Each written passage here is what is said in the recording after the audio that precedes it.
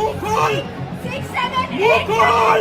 क्यों नहीं किया? ताकि कैंसिल है। मुंह खोल। देश की J'appelle tout dans mon pays. J'appelle tout dans mon pays. C'est un fou qui a gaspillé mon billet. Alors, j'ai fait mon billet.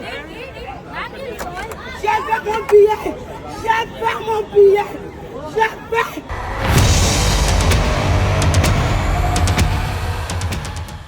India की सबसे बड़ी एयरलाइन इंडिगो और अचानक देश भर में हजारों यात्रियों की उड़ानें कैंसिल, घंटों की देरी और एयरपोर्ट पर भारी हंगामा। तो आखिर ये सब हो क्या रहा है? क्या ये सिर्फ एक टेक्निकल ग्लिच है या फिर इंडिगो के अंदर कोई बड़ा क्राइसिस चल रहा है? पिछले कुछ दिनों में इंडिगो की फ्लाइट्स में मास डिलेज और कैंसिलेशन देखे जा रहे हैं। कई शहरों में जैसे दिल्ली, मुंबई, कलकत्ता में पैसेंजर ने सोशल मीडिया पर शिकायतों की एक बाढ़ सी ला दी है।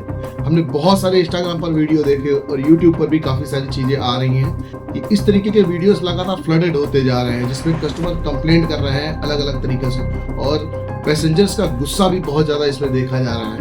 तो इंडिगो इसके लिए क्या कर रहा है, चलिए आज अब देखते हैं। तो रिपोर्ट्स के मुताबिक ये क्राइसिस अचानक नहीं आया है, बल्कि इसकी शुरुआत एक ऑपरेशनल ब्रेकडाउन से हुई है, जिसमें staffing issue, pilot availability, ATC congestion और ये सब मिलकर एक साथ एक चेन रिएक्शन की तरह से शुरू हो गए, जिसकी वजह से पैसेंजर्स को अब इस वक्त बहुत ज्यादा समस्याओं का सामना करना पड़ रहा है। अब इसमें इंडिगो ने आधिकारिक रूप से ये बताया है कि एयर ट्रैफिक कंजेशन यानी एयर ट्रैफिक में ज्यादा लोड होने की वजह से डिलेज हो रहे हैं। लेकिन एक्सपर्ट का कहना यह है कि अगर सिर्फ एटीसी का ही प्रॉब्लम होता तो बाकी एयरलाइंस पर भी इतना ही असर पड़ता। लेकिन असल मुद्दा है इंडिगो के अंदर शेड्यूलिंग को लेकर मिसमैनेजमेंट और क्रू की शॉर्टेज। अब यहाँ पर कई यात्रियों का कहना है कि उन्हें 6 से 12 घंटे तक की देरी झेलनी पड़ रही है और यात्रियों को अपने इम्पोर्टेंट काम के लिए कहीं ना कहीं पहुंचना था, जो वो नहीं पहुंच पा रहे हैं। जैसे कि यहाँ पर एक लेडी देखिए बता रही है, मेरे डैड की अस्थियां है मेरे साथ और मुझे यहाँ बेंगलोर से सबसे पहले दिल्ली जाना है। दिल्ली से फ्लाइट लेना है देहरादून से हम लोग हरिद्वार जाएंगे, विसर्जन करना है कल। बट इन्होंने सडनली फ्लाइट कैंसिल कर दिया। हमारे पास प्रायर नोटिफिकेशन कुछ भी नहीं भेजा इन लोगों ने। उनको हरिद्वार जाना था अपने पिता की अस्थियों का विसर्जन करने, तो वो वहां नहीं पहुंच पाई और वो बहुत लंबे समय तक वहां वेट करती रही। उनके प्रॉब्लम का कोई भी सॉल्यूशन नहीं आया। इसी तरीके से बहुत सारे पैसेंजर्स का इस वक्त कंप्लेंट आ रही है और सोशल मीडिया पर इस वक्त इंडिगो क्राइसिस ट्रेंड कर रहा है। एविएशन एनालिस्ट के राय के मुताबिक इंडिगो तेजी से फ्लाइट्स की संख्या बढ़ाता चला जा रहा है, लेकिन क्रू की ट्रेनिंग और शेड्यूलिंग पर बहुत ज्यादा इससे प्रेशर पड़ रहा है और इंडिगो की फ्लीट में नए नए एयरक्राफ्ट शामिल होने के कारण ऑपरेशन बहुत ज्यादा स्ट्रेस्ड हो गए हैं। इंडस्ट्री में पायलट फटीग लिमिट्स को लेकर काफी सख्ती बरती जा रही है इस वक्त। इससे अचानक क्रू की अनअवेलेबिलिटी की समस्या एक पैदा हो रही है इंडिगो एयरलाइंस में और इसको कंपनी मानना नहीं चाहती है।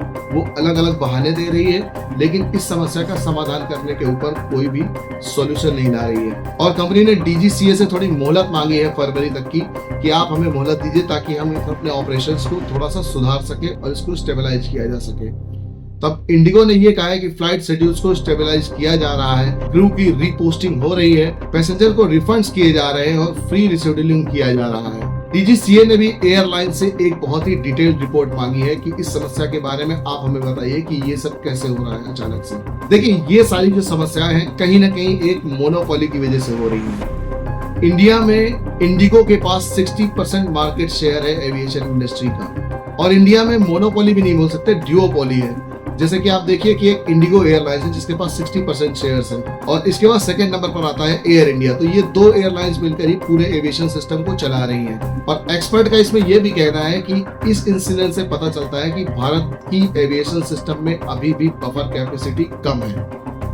इस पर अगर इंडिगो पर दबाव बढ़ता है तो टिकट फेयर्स में भी बहुत ज्यादा उछाल आ सकते हैं और हमने बहुत सारी घटनाओं में ये देखा भी कि जैसे ही ये क्राइसिस स्टार्ट हुई, दूसरी एयरलाइंस की कंपनियों ने बहुत ज्यादा प्राइस को हाइक कर दिया, क्योंकि जिसको इमरजेंसी है उसको तो जाना ही पड़ेगा। तो इस तरीके से कंपनियों ने मजबूरी का फायदा भी उठाया पैसेंजर्स के और उसका पूरा मुनाफा भी कमाया। ये क्राइसिस लेकिन कोई लंबे समय तक चलने वाला क्राइसिस नहीं है, इसको शॉर्ट टर्म में स्टेबलाइजेशन किया जा सकता है। लेकिन अगर crew shortage, pilot fatigue limits और एग्रेसिव एक्सपेंशन सॉल्व नहीं हुआ तो ऐसे डिसरप्शंस फिर से देखने को मिल सकते हैं। तो कंपनियों के लिए बहुत जरूरी है कि इस तरीके की चीजों को पहले से सॉल्व करें और अभी जो इंडिया में न्यू लेबर लॉज आए हैं कहीं ना कहीं वो भी इसमें एक बड़ी इंपॉर्टेंट रोल प्ले कर रहे हैं, क्योंकि डीजीसीए ने जैसे ही न्यू रूल्स को अप्लाई करने को बोला तो ये सारी प्रॉब्लम्स शुरू हो गई।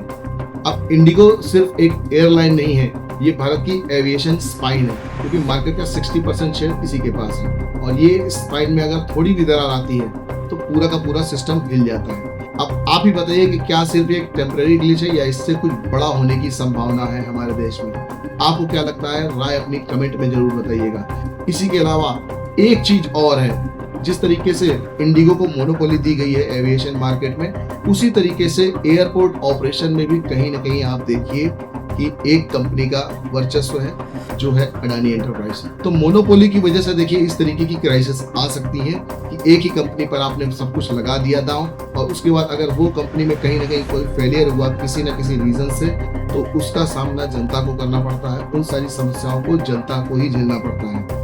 तो कहीं ना कहीं ये मोनोपोली ड्रिवन प्रॉब्लम है, इसी वजह से ये प्रॉब्लम्स ज्यादा बड़ी हो गई है। अदरवाइज अगर होता कि एक कंपनी में प्रॉब्लम आ रही है और मार्केट शेयर सबके पास लगभग सेम ही है, तो ये प्रॉब्लम इतनी बड़ी नहीं होती। लेकिन ये मोनोपोली ड्रिवन प्रॉब्लम है और इस प्रॉब्लम का अंत करने के लिए मार्केट में एविएशन सेक्टर में ज्यादा से ज्यादा प्लेयर्स को और सरकार को एनकरेज करना पड़ेगा आने के लिए, चाहे वो टैक्स सब्सिडी के थ्रू हो या फिर कुछ नियमों में बदलाव करके, नियमों में सरलता लाके नए नए प्लेयर्स को आपको हर इंडस्ट्री में इंट्रोड्यूस करना होगा। इसी वजह से मोनोपोली आपकी कम से कम होती जाएगी और मार्केट में कंपटीशन की वजह से ग्राहकों को यानी जनता को बहुत अच्छी से अच्छी सुविधा मिल सकती है। लेकिन सरकार ये कब करेगी, ये एक बड़ा सवाल है और ये सवाल आप भी सरकार से पूछ सकते हैं। हमें कमेंट्स में अपनी राय जरूर बताइएगा।